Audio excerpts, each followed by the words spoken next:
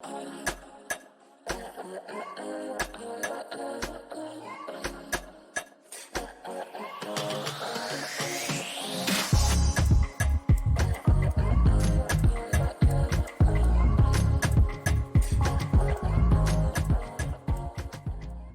everybody, it's the show here again with birthuhura. Here at birthuhura, I am a full spectrum plant-based holistic doula and an advocate for all things safe, natural, and effective. Here on this channel, we discuss all things pregnancy, birth, and womb health related. So if you like the content and you like what you hear, please be sure to subscribe. Today's topic is going to be addressing a lot of emails, inboxes that I get on a normal basis. So I have so many women coming to me saying, hey, how do you have any advice on how I can kickstart labor? Or what can I do to have my baby now? And so my first question is going to always be, how far are you? And of course, most people know that I am a holistic doula. I practice all things natural. So a lot of the women are coming to me asking for natural ways to do this. But the issue that I run into is that these women are between 35 and 39 weeks.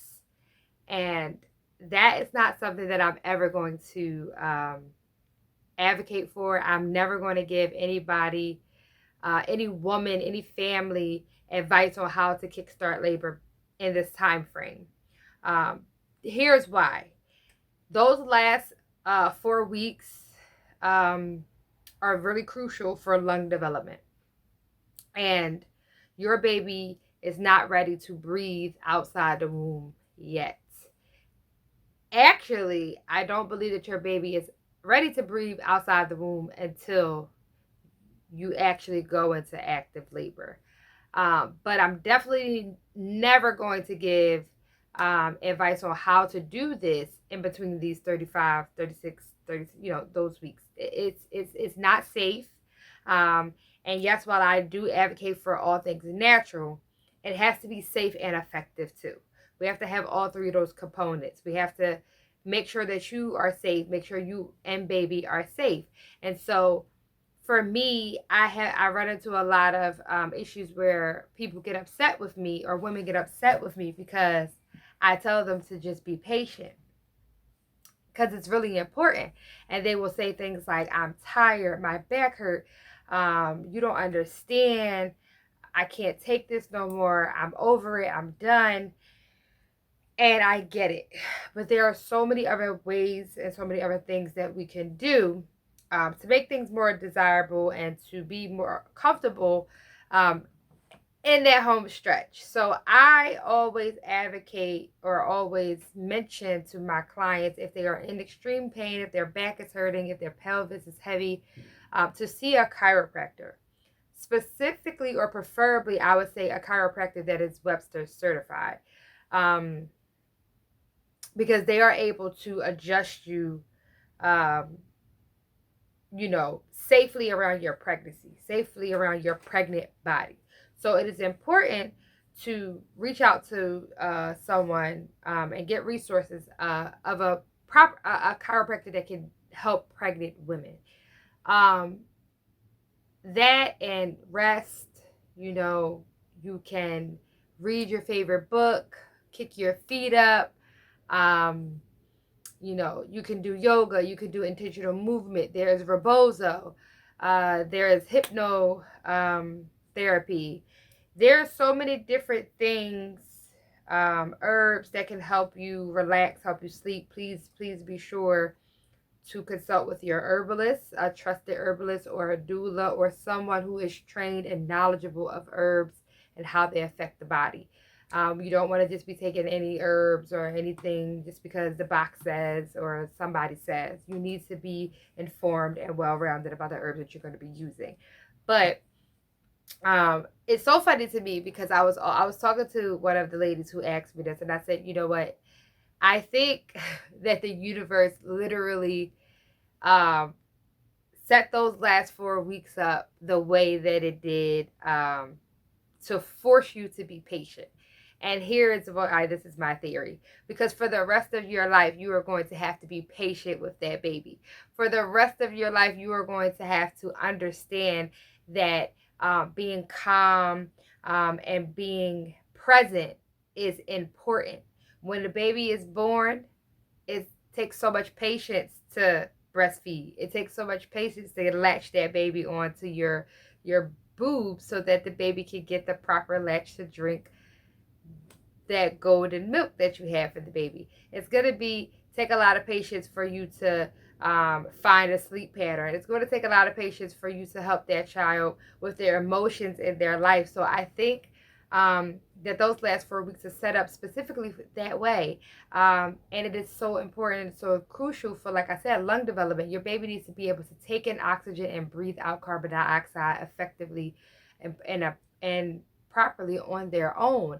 And so this doesn't happen, I mentioned in a different video, until the hormone releases from your body and triggers that reflex in the baby. So that's why I say I will not even entertain natural ways to kickstart labor until you are past your 40-week mark. I will not. And even when you are past your 40-week mark, I'm not giving you crazy things to do. I'm advocating for sex with ejaculation. I'm advocating for walks. I'm advocating for certain yoga movements. I'm advocating for acupressure. I'm advocating for nipple stimulation. I'm not advocating for anything crazy, no bruise, no any of that other stuff. I'm really just guiding you and helping you let your body and your baby know, like, hey, if you are ready, here is,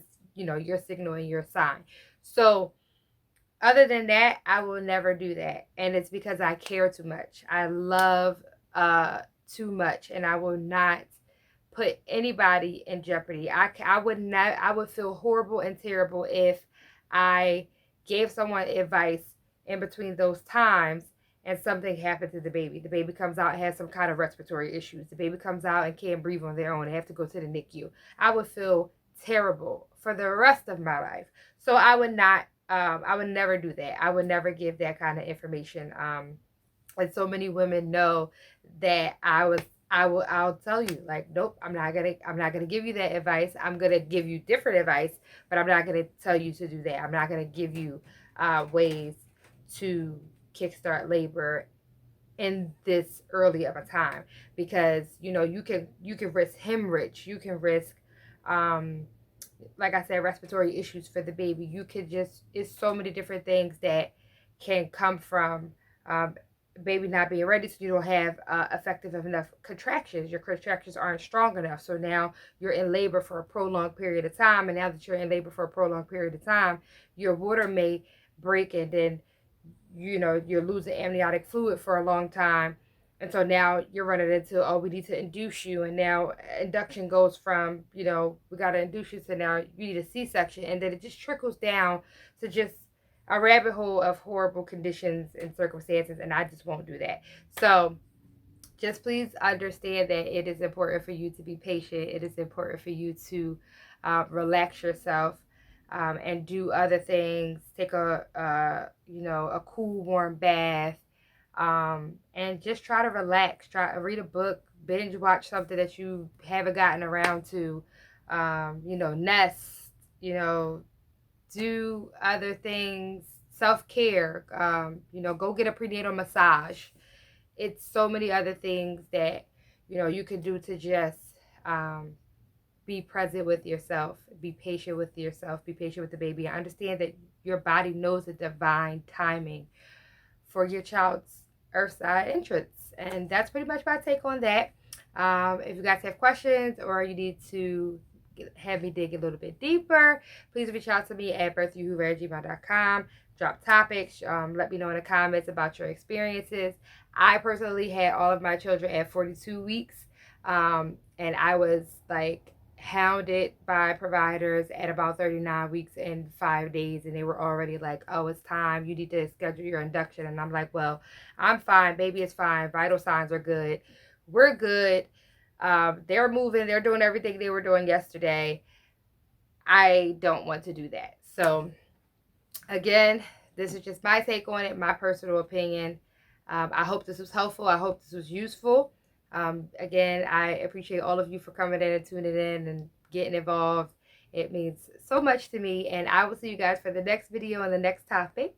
Peace and pregnancy deaths.